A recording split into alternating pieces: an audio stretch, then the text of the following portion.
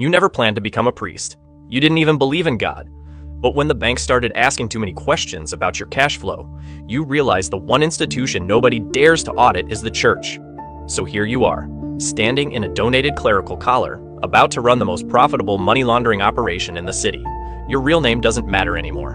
To your congregation, you're Father Michael, a humble servant who showed up 6 months ago to revive a dying parish in the poorest neighborhood imaginable.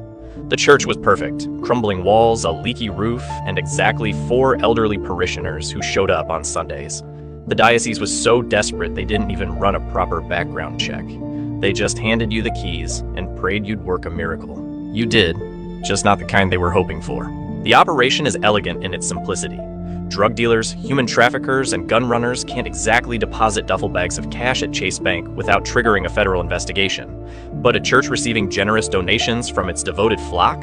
That's just faith in action. You set up collection boxes at every entrance. You organize charity drives. You even started a building fund to fix that convenient leaky roof. Every Sunday, your parishioners file in. Drop envelopes stuffed with cash into the donation baskets. Sit through your terrible sermon about loving thy neighbor, then leave. The money gets counted, recorded as legitimate charitable contributions, deposited into the church's account, and then transferred to various contractors and charitable organizations that exist only on paper. Clean money comes out the other side. The real genius? You actually fixed the roof. You repainted the walls. You bought new pews. Nothing attracts attention faster than a broke church suddenly flush with cash and nothing to show for it. So you made the church beautiful. You started a food bank that actually feeds people. You hired a part-time youth counselor. The 4 original parishioners cried tears of joy watching their beloved church transform. They think you're a saint.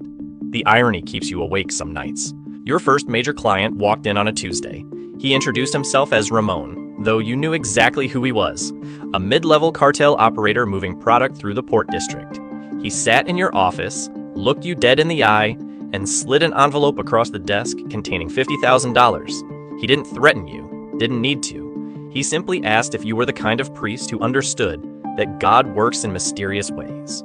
You counted the cash slowly, let the silence stretch, then quoted a Bible verse about rendering unto Caesar. He smiled. You'd just passed the test? The system scaled fast. Ramon brought friends. Those friends brought associates. Within 3 months, you were processing $500,000 monthly. The diocese noticed your fundraising success and sent a congratulatory letter praising your devotion. They asked if you'd share your strategies with struggling parishes across the state. You politely declined, citing humility. But success breeds complications. The original elderly parishioners started inviting their friends. Real believers began showing up, people who actually wanted spiritual guidance. You found yourself conducting genuine baptisms, hearing confessions, counseling couples through marital problems. The absurdity wasn't lost on you. A criminal running a fake church accidentally becoming a real priest to maintain his cover. Then Maria appeared. She started attending every Sunday, always sitting in the 3rd row, always alone. Mid-30s, tired eyes, a daughter clinging to her hand.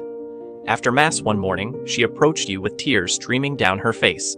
Her husband had died, she explained. Cancer. The medical bills destroyed them. She was 3 months behind on rent, about to be evicted, and her daughter's birthday was next week. She'd been praying for a miracle. You felt something uncomfortable twist in your chest. This woman was exactly the kind of person your operation was built to ignore. She had nothing you needed. Helping her offered 0 profit. The smart play was a sympathetic smile and a referral to social services. Instead, you heard yourself telling her to wait. You went to the church safe, pulled out $2,000 from the week's donations, and handed it to her in an envelope.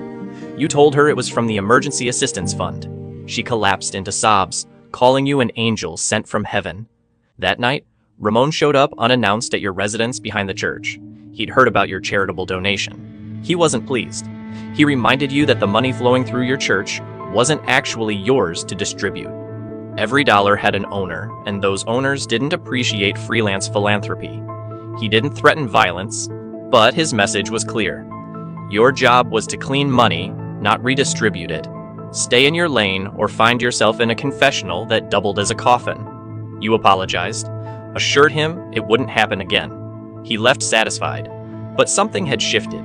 You'd spent months playing a priest, and somewhere in the performance, A sliver of the character had infected the actor. The next Sunday, attendance hit an all-time high. Your money laundering clients mixed seamlessly with genuine worshipers. You preached about redemption to a room full of people who needed it, criminals and struggling families sitting in adjacent pews. The collection baskets overflowed. You processed the money with mechanical efficiency, separating the marked bills from the genuine donations, routing everything through the proper channels. But you kept thinking about Maria, about her daughter's birthday, about the mathematical reality that the amount you'd given her represented roughly 30 seconds of your operation's weekly cash flow. You could help dozens like her without even denting the profit margins. The thought was dangerous. The thought was stupid. The thought wouldn't leave.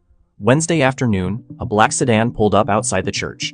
Two men in expensive suits stepped out. They weren't your usual clients. These men moved with a different kind of authority. Federal agents don't announce themselves, but you can always spot them. They walked through your front door like they owned the place.